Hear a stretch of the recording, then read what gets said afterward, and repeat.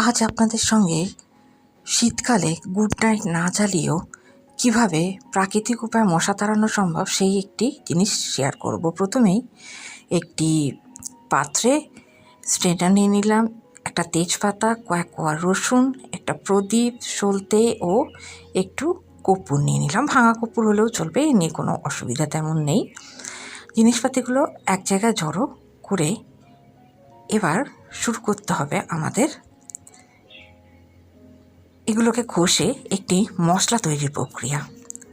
দেখুন আমার মশলা তৈরি হয়ে গেছে। এবার রসুন ও তেজপাতাগুলোকে মিশিয়ে নিচ্ছি। এবার তার সাথে কর্পূরগুলোকে একেবারে গুঁড়ো করে মিশিয়ে নিলাম।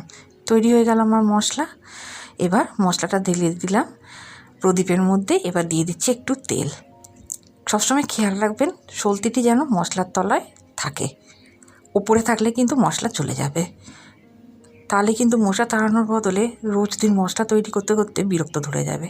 এই দেখুন জ্বালিয়ে নিয়েছি আমার ভেষজ তেল, আর ঘরে মশাও কিন্তু একদম বন্ধ হয়ে গেছে।